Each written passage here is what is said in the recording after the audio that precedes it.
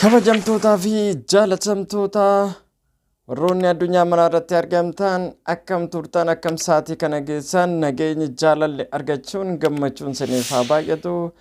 Gaa warri maamila shanan gadaa taatan anaa dhufu weelkaam sinin jechuu jaaladha. Sinis immoo baga nagaan dhuftan warroonni maatii shanan gadaan taane immoo maatii keenya ta'uudhaan subscribe share godhuudhaan ishii mallattoo bilbilaa tuqaatii olii gochuun dagatinaa yeroo hundaa viidiyoo yoo hojjennu akkasin bira ga'uuf jechaadha. Kanaaf hundi keessan guyyaa har'aa immoo wanta addaa viidiyoo addaatti walitti dhufnee jirra. Hundi keessan waan iddoo akka irraa barattan abdii guddaan qaba. Kabajamtootaa fi jaalatamtoonni warroonni maatii keenya taatan hundi keessan egaa chaanaaliin kun yeroo adda addaa irratti wantoota garaagaraa barumsa garaagaraa waliin qoodannee nutis immoo walirraa barachuudhaaf qophiirratti ni argamne jechaadha. Kanaaf hundi keessan guyyaa har'aa immoo viidiyoo addaatiin walitti deebinee jirra. Viidiyoon addaa guyyaa har'aa immoo kan irratti waliin ilaalluu barbaannu mata duree addaati. Hundi keessan sin fayyada. Namni tokko maaliif gaafa barachuu yookaan wanta taphas ilaaluu dandeenya, viidiyoo garaagaraa daawwachuu dandeenya. Inni kun maali wanta wayii irraa ni argata. Taphas otoo ta'u wanta nu barsiisu yookaan immoo waan irraa barannu ni qabna.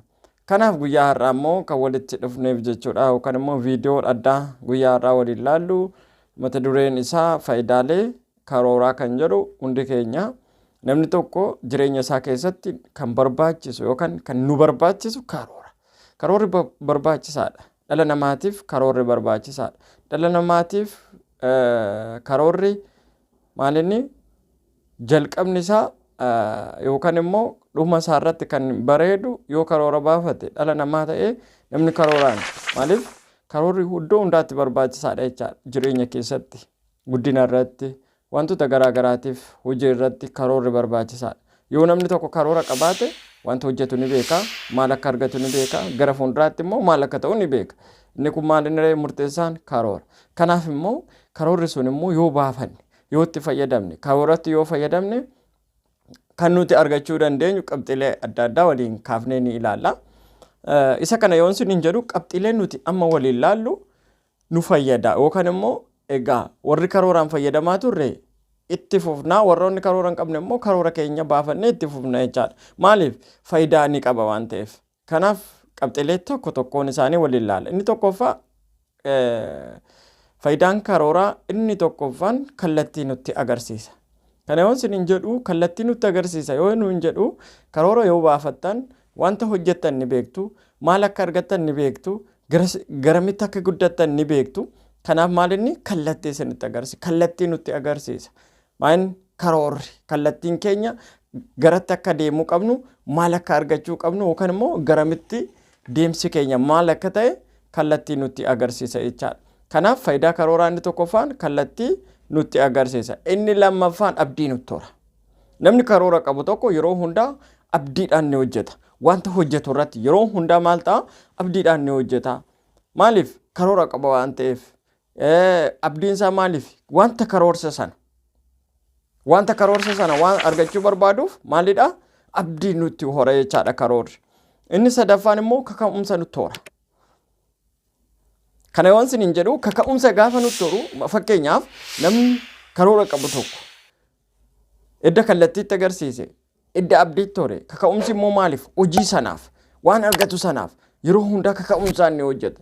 Yeroo hundaa maaliif?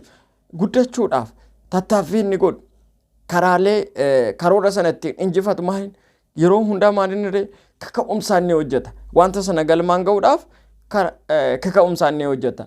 Inni biraan immoo rakkoodhaa ol nu taasisa. Faayidaan karooraa inni arfaffaan rakkoodhaa ol nu taasisa jechaadha. Namni karoora qabu tokko yeroo hundaa rakkina osoo hin ta'in karaa kamiin karoora baafate sana galmaan ga'a. Karoora baafate sana akkamittiin injifata. Isa jedhu maalidha? Rakkoodhaa ol ni taasisa jechaadha. Namni maal ta'e? Namni karooraan. Faayidaan karooraa inni arfaffaan maalidha? Rakkoodhaa ol nu taasisa.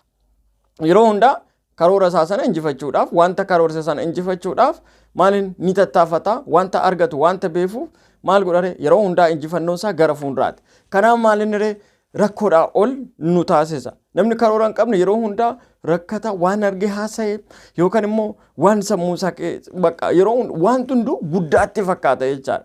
Namni karoora qabu immoo waan hunduu salphaa akkamitti akka argatuu fi bakka wanta beekuuf yeroo hundaa karoora isaa sana galmaan ga'uudhaaf ni tattaafata jechaadha. Inni biraan immoo dandeettii keessa keenya jiru. Dandeettii keessa keenya jiru akka baafnee itti fayyadamnu nu taasisa. Faayidaan karooraa. Dandeettii keessa keenya jiru yookaan immoo dandeettii nuti qabnu akka baafnee itti fayyadamnu.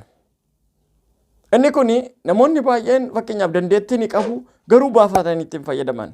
Sababiin isaa yookaan sodaadhaan ta'uu danda'a yookaan akkamittan baafadha jedhanii maal godhu sodaachuu ni danda'u.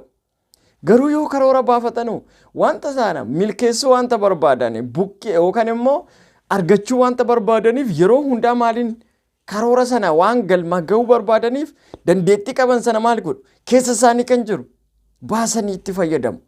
Karoora sana galmaan ga'uudhaaf baasanii itti fayyadamu kan duraa dhokatee jiru. Maaliif galmaan ga'uudhaaf guddachuu ni barbaadu. Karoora baafatanii jiru galmaan ga'uudhaaf karoora sana galmaan ga'uudhaaf immoo maal godhu dandeettii dura dhokatee jiru.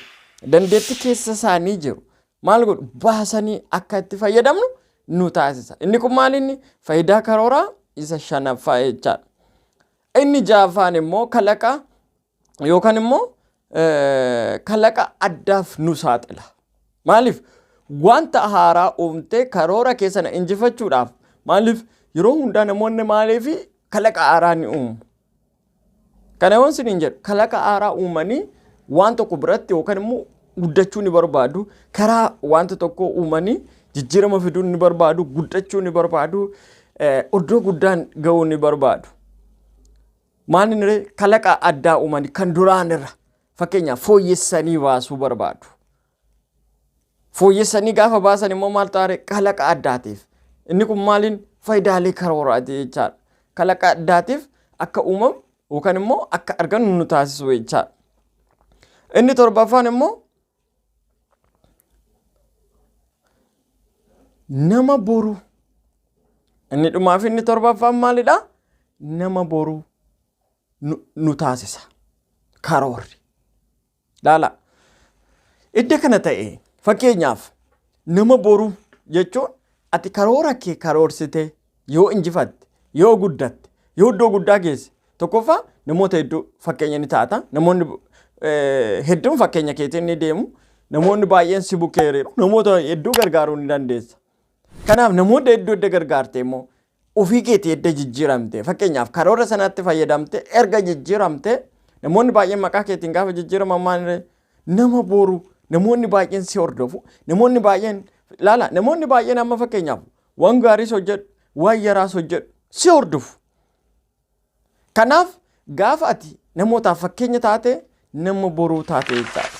Edda karoorri kana hunda qabaate yeroo hunda maaliif edda karoorri kana hunda tokko hanga torbaa kana kan laalle yoo edda qabaate karooratti fayyadamuun barbaachisaa guddaadha jechaadha. Jaalatamtootaa fi kabajamtoonni warroonni shanan gadaa tuubii taatan hundi keessan karooratti yoo fayyadamne karoorri faayidaa hedduu qaba. Karoorri daandii milkaa'ina keenyaati. Karoorri bakka guddaa nuun ga'a. Maatii keessattis ta'uu danda'a. Hojii kam keessatti ta'uu danda'a. Biizinasa kam keessatti ta'uu danda'a. Kanaaf karooratti fayyadamne jijjiirama gaarii fiduu bakka guddaa ga'uu iddoo guddaa ga'uu ni dandeenya. Jaalatamtootaa fi kabajamtoonni warroonni shanan gadaa tuubii taatan hundi keessan egaa faayidaalee karooraa guyyaa har'aa tokko hanga torbaa laallee jira. Isaan kun maali? Faayidaan isaanii egaa idda kana ta'e namni hunduu karooratti fayyadamuu ni danda'a. Kanaaf hundi keessan karooratti fayyadamnee wanta gaarii uumuu ni dandeenya.